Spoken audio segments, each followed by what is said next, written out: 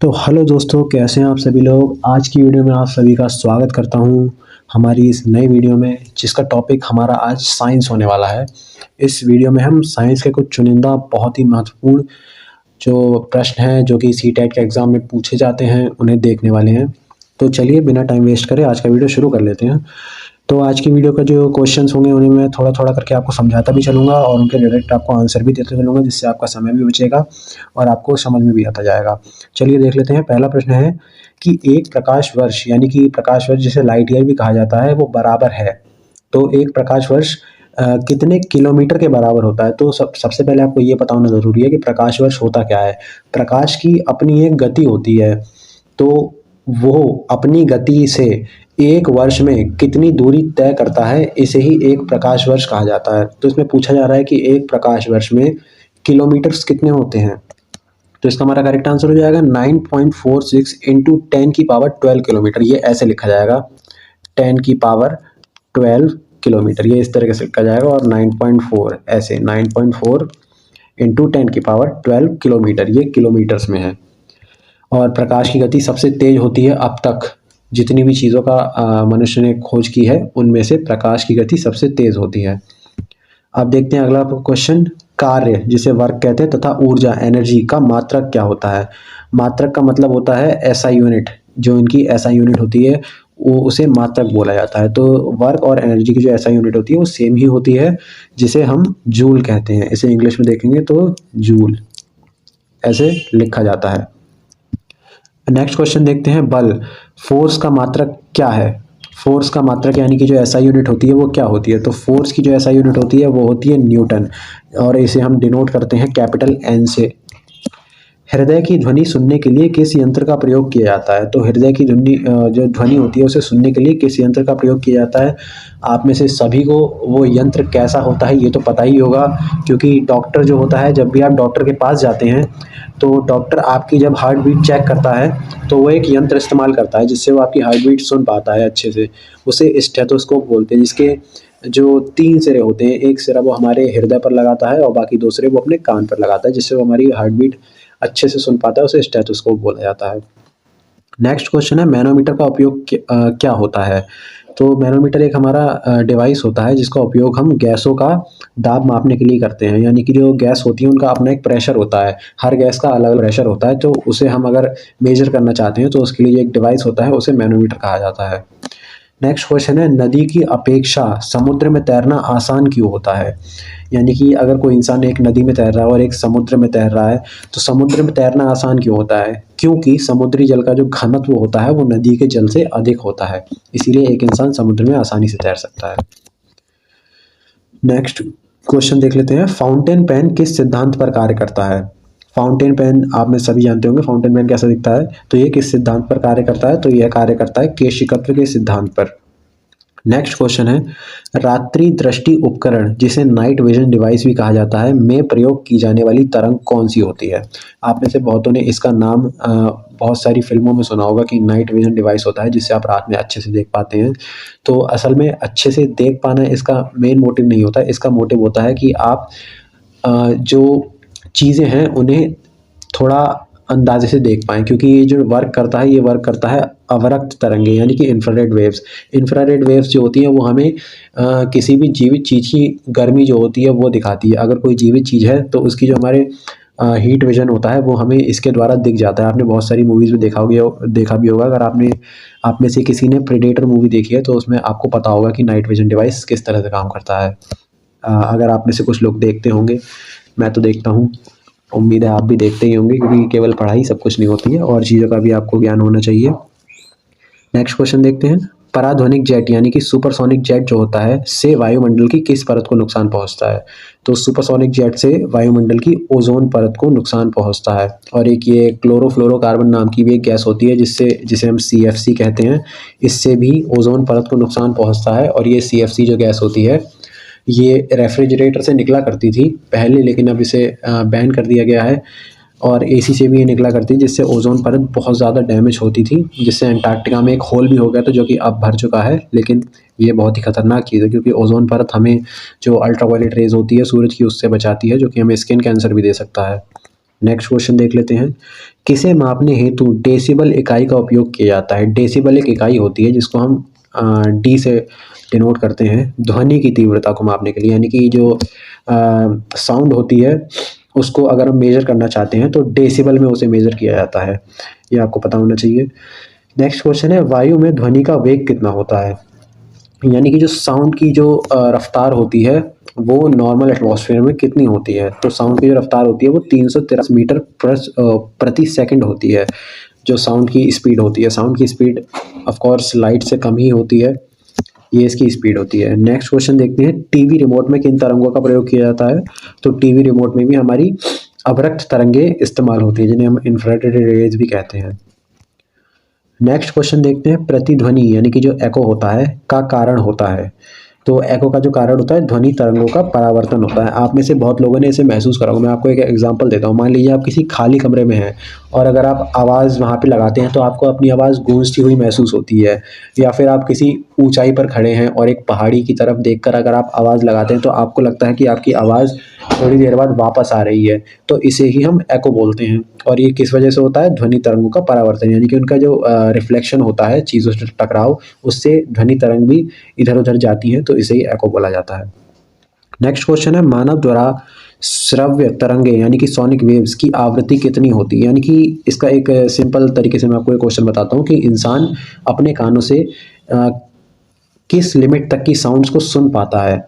तो उसकी जो लिमिट होती है वो होती है 20 से 20,000 हर्ट्ज तक। जो है साउंड की जो लिमिट है ये यही है कि इंसान इस लिमिट के अंदर की साउंड सुन पाता है, इससे नीचे की नहीं सुन पाएगा, इससे ज़्यादा की उसके लिए बहुत खतरनाक होगी। नेक्स्ट क्वेश्चन है, परम शून्य तापमान यानी कि जिसे एब्सोल्यूट जीरो टेम्परेचर भी कहा जाता है, से क्या तात्पर्य है? तो सैद्धांतिक रूप से न्यूनतम संभव तापमान जो होता है उसे ही एब्सोल्यूट जीरो तापमान टेम्परेचर कहा जाता है। नेक्स्ट क्वेश्चन है, रेफ्रिजरेटर में थर्मोस्टेट का प्रमुख कार्य क्या होता है? थर्मोस्टेट एक डिवाइस लगा होता है रेफ्रिजरेटर में, जिसका जो मेन पर्पस होता है वो ये होता है कि रेफ्रिजरेटर में जो हम टेम्परेचर सेट करते हैं उसे एक तरीके से मेंटेन करके रखना, इसे ही थर्मोस्टेट का काम कहा जाता है।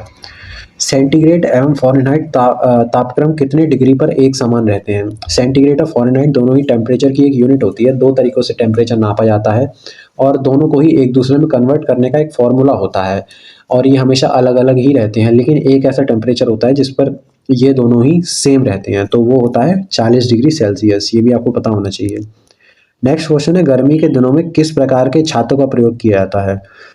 तो इसका हमारा करेक्ट आंसर होगा ऊपर सफ़ेद नीचे काले। तो मैं आपको बता देता हूँ ऐसा क्यों। क्योंकि जो काला रंग होता है वो हमारी हीट जो होती है, सूरज की रोशनी, उसको ट्रैप करता है, और जो सफ़ेद रंग होता है वो हीट यानी कि सूरज की रोशनी को रिफ्लेक्ट करता है। और जो चीज़ उसे ट्रैप करेगा यानी कि वो और गर्मी देगा, तो वो बिल्कुल हमारा काम का नहीं होता है। लेकिन अगर वाइट कलर को हम ले लें तो वो हीट को रिफ्लेक्ट करता है, यानी कि वो हीट को अंदर आने नहीं देता है। इसीलिए जो गर्मी में हम छाता इस्तेमाल करते हैं, छाता जैसे कि ये, तो ये ऊपर से वाइट कलर का होता है, तो इसमें जब ऐसे करके आती हैं रेज़ तो वो टकरा के रिफ्लेक्ट होती हैं। वहीं अगर काला होगा, अगर काला छाता होगा तो इसमें ऐसे रेज़ आएंगी और ये अंदर एब्जॉर्ब होती जाएंगी। तो आपको ये पता होना चाहिए कि ये किस तरह से काम करता है। नेक्स्ट क्वेश्चन देखते हैं, ठोस कपूर से वाष्प बनने की प्रक्रिया को क्या कहते हैं? तो इसे सब्लिमेशन कहते हैं। मैं आपको आसान भाषा में सब्लिमेशन समझा देता हूँ। एक तरीका होता है जिसमें हम सॉलिड को लिक्विड में कन्वर्ट करते हैं और लिक्विड को गैस में कन्वर्ट करते हैं। तो हम नॉर्मली किसी भी चीज़ को डायरेक्ट सॉलिड से गैस में कन्वर्ट नहीं कर सकते हैं, लेकिन कुछ चीज़ें जो होती हैं वो डायरेक्ट सॉलिड से गैस में कन्वर्ट की जा सकती हैं। तो कोई भी चीज़ जो सॉलिड से गैस में कन्वर्ट हो रही है वो सब्लिमेशन के द्वारा ही कन्वर्ट की जा सकती हैं। तो जैसे कि आप कपूर ले लीजिए, अगर आप कपूर नॉर्मल एटमॉस्फेयर में बाहर रखा छोड़ देते हैं तो वो गायब हो जाता है, यानी कि वो वाष्प बन जाता है, वेपराइज हो जाता है वो। तो इसे सब्लिमेशन कहा जाता है। नेक्स्ट क्वेश्चन देखते हैं, ऊष्मा यानी हीट किसका उदाहरण है? तो ऊष्मा यानी कि हीट एनर्जी का उदाहरण है, ऊर्जा का। नेक्स्ट क्वेश्चन है, ऊष्मा किस प्रक्रिया द्वारा तीव्र गति से स्थानांतरित होती है? तो यह रेडिएशन यानी कि विकिरण के द्वारा स्थानांतरित होती है। नेक्स्ट क्वेश्चन है, निर्वात यानी कि वैक्यूम में प्रकाश की गति कितनी होती है? वैक्यूम यानी कि जहाँ पर कुछ भी नहीं होता, किसी तरह का मीडियम मौजूद नहीं होता, वहाँ पे वैक्यूम यानी कि सब कुछ खाली होता है, वहाँ किसी तरह का कण अणु कुछ भी नहीं होता है। तो वैक्यूम में प्रकाश की जो गति होती है वो 3 × 10⁻⁸ 8 मीटर पर सेकंड होती है वैक्यूम में प्रकाश की गति यानी कि लाइट की स्पीड। नेक्स्ट क्वेश्चन है, ऊनी कपड़े शरीर को गर्म क्यों रखते हैं? क्योंकि ऊनी कपड़े एक बैड कंडक्टर यानी खराब चालक होते हैं ऊष्मा के, यानी कि हीट के खराब चालक होते हैं। नेक्स्ट क्वेश्चन है, दाढ़ी बनाने के लिए किस दर्पण का प्रयोग किया जाता है? तो दाढ़ी बनाने के लिए अवतल दर्पण का प्रयोग किया जाता है, यानी कि कॉनकेव मिरर। कॉनकेव मिरर किस प्रकार का दिखता है? ये ऐसे दिखता है कॉनकेव मिरर, यानी कि इसके इस साइड में पॉलिश होती है और इस साइड में आप देख सकते हैं यहाँ से रिफ्लेक्शन आता है आपके लिए, और ये कॉनकेव मिरर होता है। इसको याद करने का मेरा एक पर्सनल एक तरीका है। कॉनकेव में आप अगर आप केव को याद रखें, केव यानी कि गुफा, यानी कि गुफा अंदर से खोखली होती है, तो मैं इसी तरह याद रखता हूँ कॉनकेव यानी कि ऐसा मिरर जो अंदर से खोखला है, यानी कि घुमावदार, इस प्रकार का। मेरा खुद का ये याद रखने का तरीका है, मुझे तो ऐसे ही याद रहता है। आप लोग भी अपना कुछ तरीका बना सकते हैं, अगर आपको ये तरीका अच्छा लगे तो आप ऐसे भी याद रख सकते हैं, याद रहनी चाहिए चीज़। नेक्स्ट क्वेश्चन है, प्रकाश का रंग निर्धारित होता है। तो प्रकाश यानी कि जो लाइट होती है उसका जो रंग होता है वो उस रंग की वेवलेंथ से निर्धारित होता है। हर कलर की अपनी एक डिफरेंट वेवलेंथ होती है। नेक्स्ट क्वेश्चन है, प्रकाश की गति किस माध्यम से सबसे कम होती है? तो जो डायमंड होता है हीरा, उसमें प्रकाश की गति सबसे कम होती है, क्योंकि एक डायमंड में एक जो लाइट की रे अगर घुस जाती है तो उसमें ये बहुत बार रिफ्रैक्ट होती है, इसीलिए इसकी स्पीड बहुत कम होती है। पढ़ने में काम आने वाला दर्पण कौन सा लेंस प्रयुक्त होता है? दर्पण में कौन सा लेंस प्रयुक्त होता है? लेंस और मिरर दो चीज़ें होती हैं, तो इसमें हमसे लेंस पूछा गया तो कॉन्वेक्स लेंस। कॉन्वेक्स लेंस अगर आप देखेंगे तो ये ऐसा दिखता है कॉन्वेक्स लेंस। लेंस में किसी भी तरफ पॉलिश नहीं होती है, और वहीं मिरर होती है तो उसमें पॉलिश है, जैसे कि ये कॉन्वेक्स लेंस हो गया। और अगर आप कॉनकेव देखेंगे तो कॉनकेव लेंस ऐसा दिखता है, और वहीं आप मिरर देखेंगे तो कॉनकेव मिरर ऐसा दिखता है जिसमें यहाँ पॉलिश होती है, और कॉन्वेक्स मिरर ऐसा दिखता है जिसमें अंदर की तरफ पॉलिश होती है। नेक्स्ट क्वेश्चन देख लेते हैं, दृष्टि पटल यानी कि रेटिना पर किस प्रकार का चित्र बनता है? तो रेटिना पर अगर हमारी कोई छवि पड़ती है तो वो छोटी और उल्टी होती है, यानी कि छोटी और उल्टी होती है, डिमिनिश्ड और इरेक्ट। ये जब हमारे रेटिना पर पड़ती है तब ये छोटी और उल्टी होती है, जब हमारे ब्रेन को ट्रांसफर होती है तो बीच में जो प्रोसेस होता है उससे इसे सही किया जाता है। ये बहुत ही एक डीप साइंस होती है। अंतरिक्ष यात्री को आकाश का रंग कैसा दिखाई देता है? तो वह काला दिखाई देता है, क्योंकि आकाश में कोई मीडियम नहीं होता है अंतरिक्ष में, इसीलिए कोई कलर वहाँ पे ट्रैवल नहीं कर सकता, किसी तरह की वेवलेंथ नहीं होती, इसलिए हमें काला रंग दिखाई देता है। लेंस की क्षमता की इकाई क्या होती है? यानी कि जो एसआई यूनिट होती है तो वो डायप्टर होती है।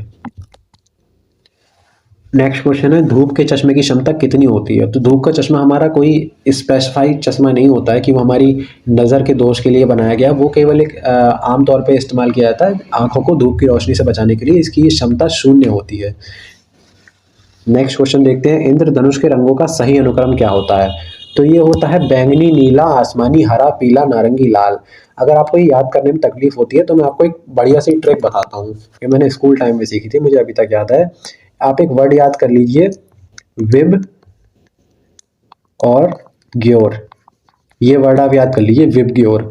तो विब ग्योर यही इसका क्रम होता है, violet, indigo, blue, green, yellow, orange और रेड। ये बहुत बढ़िया ट्रिक है, मैंने तो इसी से याद करा, तो मुझे आज तक याद है ये, इसलिए मैंने आपको भी बताई है, आप भी इसे याद कर लीजिए, आपको भी बहुत काम आएगी। नेक्स्ट क्वेश्चन है, सूर्य के प्रकाश को पृथ्वी पर पहुंचने में कितना समय लगता है? तो ये लगभग साढ़े आठ नहीं 8.5 मिनट लगते हैं। हैलोजन लैम्प का तंतु यानी कि जो उसका फिलामेंट होता है वो किस मिश्र धातु का बना होता है? तो ये बना होता है टंगस्टन एवं सोडियम का। नेक्स्ट क्वेश्चन है, विद्युत बल्ब के भीतर कौन सी गैस भरी होती है? तो आर्गन गैस। विद्युत बल्ब यानी जो आपके घर में बल्ब लगे होते थे, ये पहले बहुत पहले जो वो बल्ब आते थे जिसमें पीली पीली रोशनी निकलती थी, उन बल्ब के अंदर आर्गन गैस भरी होती थी। आजकल तो खैर ये बल्ब नहीं आते हैं, एलईडी बल्ब का आजकल जो है चरण बहुत चल रहा है। नेक्स्ट क्वेश्चन देख लेते हैं, वायुयानों के टायरों में कौन सी गैस भरी जाती है? यानी कि जो हमारे प्लेन्स होते हैं उनके जो टायर्स होते हैं उनमें जो गैस भरी जाती है वो होती है नाइट्रोजन और हाइड्रोजन, सॉरी हीलियम करेक्ट कर लीजिएगा, हाइड्रोजन नहीं हीलियम। नेक्स्ट क्वेश्चन है, अश्रु गैस यानी कि जो टीयर गैस होती है किसे कहते हैं? टीयर गैस यानी कि जब पुलिस इस्तेमाल करती है लोगों को जगह से हटाने के लिए, जगह को खाली करने के लिए, तब वह टीयर गैस का इस्तेमाल करते हैं। तो उसमें जो गैस होती है उसे अमोनिया कहा जाता है, जिसका फॉर्मूला होता है NH3। 3 यहाँ नीचे आएगा, वहाँ पे मिस्टेक है। नेक्स्ट क्वेश्चन है, हीरा यानी कि डायमंड किस तत्व का अभिरूप है? यानी कि एलोट्रॉप है, किस तत्व का? तो जो डायमंड होता है वो कार्बन का एलोट्रॉप है। नेक्स्ट क्वेश्चन है, पेंसिल का जो लेड होता है वो किस पदार्थ का बना होता है? पेंसिल का लेड यानी कि जो ब्लैक कलर जिससे मेन हम चीज लिखते हैं वो ग्रेफाइट होता है। नेक्स्ट क्वेश्चन है, विटिकल्चर के द्वारा क्या उत्पादित होता है? तो विटिकल्चर के द्वारा अंगूर उत्पादित किए जाते हैं। कीटों का वैज्ञानिक अध्ययन क्या कहलाता है? तो वह एंटोमोलॉजी कहलाता है। फूलों के अध्ययन को क्या कहते हैं? तो फूलों के अध्ययन को एंथोलॉजी कहते हैं। मैमथ किस जीव का पूर्वज है? मैमथ हाथी का पूर्वज है। हाथी जो आजकल आप देखते हैं वो नॉर्मल है, उनके जो पूर्वज होते थे वो मैमथ कहलाते थे। मैमथ जो होता है उनमें एक डिफरेंस होता था, वो आज के हाथियों के मुकाबले साइज में बहुत ही ज़्यादा बड़े होते थे, और उनके जो आगे के 2 दांत होते हैं वो भी बहुत ही ज़्यादा बड़े हुआ करते थे, जो कि अब एक्सटिंक्ट हो चुके हैं टोटली। ऐसे कौन से उड़ने वाले जीव हैं जो पक्षी वर्ग के नहीं होते हैं? तो वो है चमगादड़। सबसे बड़ा स्तनपायी जीव कौन सा है? वो है व्हेल। सबसे बड़ा जीव भी इस वक्त व्हेल ही है। कौन सी फसल मिट्टी को अतिरिक्त नाइट्रोजन प्रदान करती है? तो वह मटर की फसल। चाय में लाल रस्ट रोग किसके कारण होता है? तो यह हरे शैवाल के कारण होता है। खैरा रोग किसके कारण होता है? तो खैरा रोग जस्ता की कमी के कारण होता है। नेक्स्ट क्वेश्चन है, घोंसला बनाने वाला एकमात्र सर्प कौन सा है? तो जो किंग कोबरा होता है वो अपना घोंसला बनाता है अंडे रखने के लिए। शीतल पेयों में किस पदार्थ की पर्याप्त मात्रा होती है? तो कैफीन की। लोही किस जंतु अथवा पादप की नस्ल है? तो लोही जो है वो हमारी भेड़ की नस्ल है। नेक्स्ट क्वेश्चन है, कालाजार का संचार किससे होता है? तो कालाजार का जो संचार होता है वह सिकता मक्खी से होता है। किससे होता है? सिकता मक्खी से। नेक्स्ट क्वेश्चन है, वह कौन सा जीव है जिसमें पित्ताशय नहीं होता है? तो चूहा होता है, जिसमें गॉल ब्लैडर जैसे बोलते हैं इंग्लिश में, पित्ताशय वो नहीं होता है। पशु का तापमान किस यंत्र से मापा जाता है? तो पशु का जो तापमान होता है वो वेटरिनरी थर्मोमीटर से मापा जाता है। इंसान का जो मनुष्य का तापमान नापने का नॉर्मल थर्मोमीटर होता है, और पशुओं का एक अलग तरह का थर्मोमीटर होता है जिससे उनका जो बॉडी टेम्परेचर होता है वो मेजर किया जाता है। नेक्स्ट क्वेश्चन है, डेंगू बुखार होने पर मानव शरीर में किसका अभाव होने लगता है? तो डेंगू बुखार होने पर जो इंसान की जो ह्यूमन बॉडी होती है उसमें प्लेटलेट्स की कमी आने लगती है धीरे धीरे। भारत में विकसित धान की प्रथम बौनी किस्म कौन सी थी? तो जया जो थी वो प्रथम बौनी किस्म थी। आंखों की सुग्राहकता किस रंग के लिए सबसे अधिक होती है? तो आंखों की जो सुग्राहकता होती है वो पीले एवं हरे रंग के लिए सबसे अधिक होती है। व्हाइट लेग हॉर्न किसकी एक किस्म है? तो व्हाइट लेग हॉर्न चिकन की किस्म है, यानी कि मुर्गे की एक किस्म है, प्रजाति जिसे हम बोल सकते हैं। नेक्स्ट है, हीरोइन किस पादप से निर्मित किया जाता है? तो जो हेरोइन होता है वो अफीम पोस्ता से निर्मित होता है। नेक्स्ट क्वेश्चन है, मधुमक्खी कॉलोनी के सदस्य अपने सदस्यों को कैसे पहचानते हैं? तो ये डांस यानी कि नृत्य से पहचानते हैं। तो दोस्तों आज का वीडियो आपको कैसा लगा हमें कमेंट करके ज़रूर बताइएगा। हम आपके लिए ऐसे ही नए नए वीडियो रोज़ लाते हैं, जिससे आपको भी बहुत इन्फॉर्मेशन मिलती है, अपने पेपर की आपको तैयारी अच्छे से करने का मौका मिलता है, और हमें भी अच्छा लगता है आपको रोज़ाना नई नई इन्फॉर्मेटिव वीडियो प्रोवाइड कराने में। तो अब मिलते हैं हम अपनी नेक्स्ट वीडियो में, जो कि हम कल अपलोड करेंगे। तब तक के लिए गुड बाय।